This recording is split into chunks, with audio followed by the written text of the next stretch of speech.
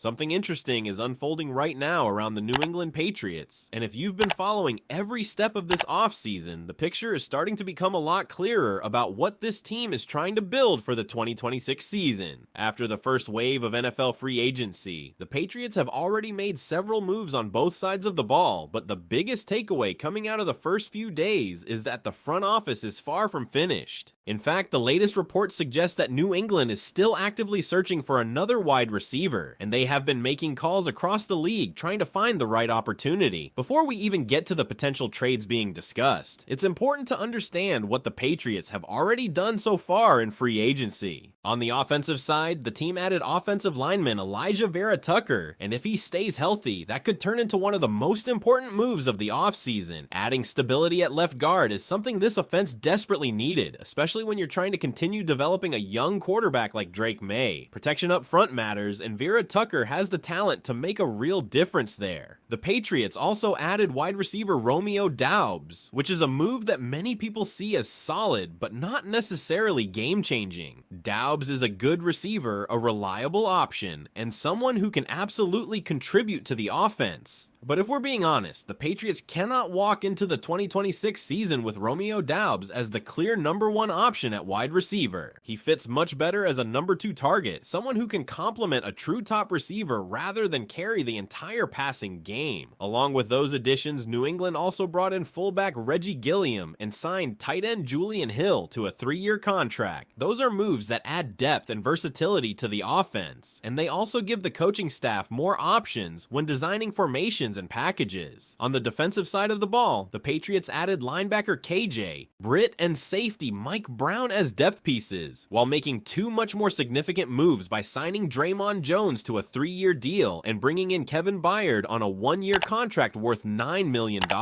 That addition of Byard could end up being one of the more underrated moves of the offseason, because pairing him with the rest of the secondary gives New England a defensive backfield that could realistically be among the best in the entire NFL. So when you step back and look at the full picture, the Patriots have clearly been working to replace players they lost and reinforce multiple areas of the roster. Draymond Jones helps fill a role on the defensive line. Kevin Byard strengthens the secondary. Julian Hill gives the offense another tight end option. Romeo Doubs adds depth to the receiver room. But even with all those moves, there's still one obvious hole that hasn't been fully addressed yet: the need for a true number 1 wide receiver. According to reports, the Patriots have been heavily focused on the wide receiver market and have made calls on multiple players around the league. The problem, however, is that many of those trade discussions have involved price tags that New England simply isn't willing to pay right now. The front office clearly understands that Drake Maye needs a true top target to help elevate the offense, but they're also trying to avoid overpaying in a deal that could damage the team's long-term flexibility. And that's where 2 very interesting names have entered the conversation. The first name is A.J. Brown. Brown has been one of the most productive wide receivers in the NFL for several years now. Going back to his early seasons in Tennessee, he consistently produced elite numbers, including multiple seasons with more than 1,000 receiving yards. In fact, his best years came in 2022 and 2023 when he recorded over 2,400 yards. Even last season, he still surpassed the 1,000-yard mark, continuing a pattern of high-level production that proves he's capable of being a true number 1 receiver. Statistically, Brown checks almost every box you want from a top wideout. His catch percentage is strong, his yards per target remain impressive, and his ability to generate explosive plays has been evident throughout his career. If you put a player like that into an offense with a young quarterback like Drake Maye, there's a real possibility that he could immediately transform the passing game. However, the situation surrounding A.J. Brown is complicated. Reports about his availability seem to change almost every day. Some sources suggest he could be moved, while others indicate that Philadelphia might not want to trade him at all. On top of that, if a deal were to happen, it would likely make the most financial sense for the Eagles after June 1st because of the way the salary cap works in that scenario, and that creates a difficult decision for New England. Do they wait and hope that a post-June 1st trade becomes possible? Or do they explore another option before that point, because there is another receiver being discussed behind the scenes, and that name might actually be gaining traction inside league circles? So the big question Patriots fans should be thinking about right now is this: if the team truly clearly is determined to add a top receiver for Drake Maye, should they be willing to wait and pursue AJ Brown? Or should they move faster and go after the other option that's starting to appear on their radar? What do you think, Patriots fans? Is AJ Brown the move New England should push for, or would you rather see them go in a different direction? Let me know your thoughts in the comments. The other name that has quietly been circulating around the New England Patriots is Chris Olave, and the more you start looking at this possibility, the more interesting it becomes for a team that clearly wants to upgrade the weapons around Drake Maye. While AJ Brown is the bigger name and the more established superstar, Olave might actually represent a different type of opportunity for New England depending on how the situation with his current team develops. If you look at what Olave has done recently, the production speaks for itself. In the most recent full season where he was fully available, he recorded over 100 receiving yards, caught 100 passes, and scored 9 touchdowns. That kind of stat line immediately tells you that you're dealing with a receiver who can handle a large workload in the offense and consistently produce at a high level. One of the things that makes Olave especially appealing is his consistency when he's on the field. In the seasons where he has been able to play a solid number of games, he has repeatedly hovered around that 1,000-yard mark. His catch percentage is strong, his yards per game are impressive, and his ability to separate from defenders makes him a very reliable option in the passing game. Now imagine that type of receiver lining up in the Patriots offense next season. You already added Romeo Doubs, who can operate comfortably as a number 2 option. You still have other pieces being developed around the offense, and you've reinforced the offensive line with Elijah Vera Tucker to help protect Drake Maye. If Olave were inserted into that group as the number 1 target, suddenly the entire structure of the offense starts to look very different. But there are some important factors that make this situation more complicated. First, the contract situation. Olave is approaching the final year of his current deal in 2026, which means any team trading for him would almost certainly want to extend him immediately. His current cap hit sits around $15 million,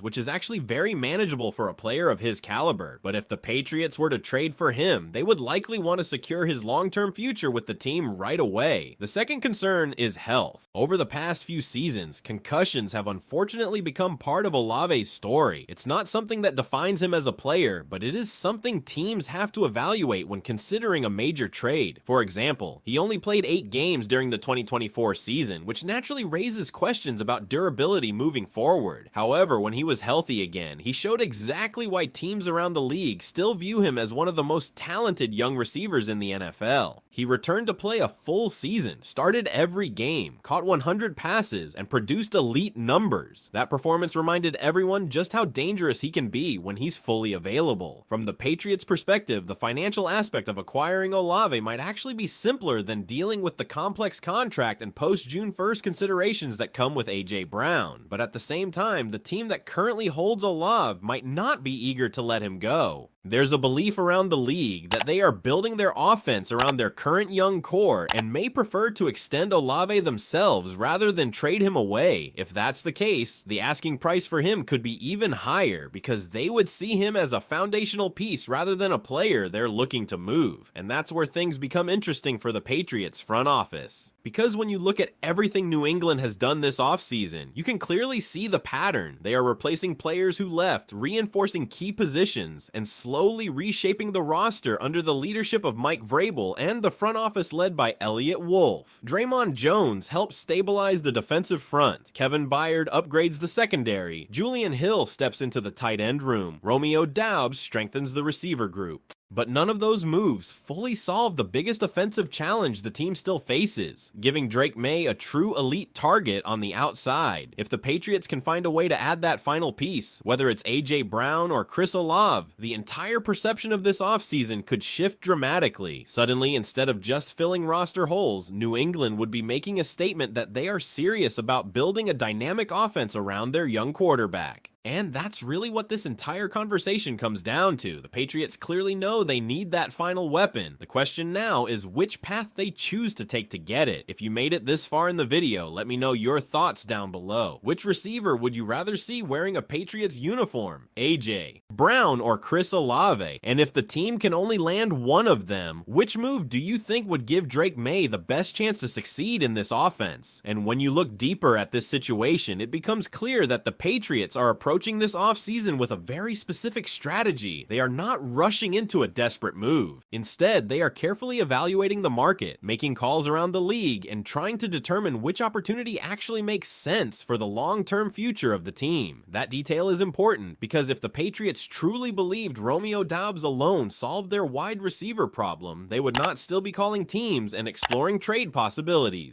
The fact that those conversations are happening tells you the front office understands the reality of the situation.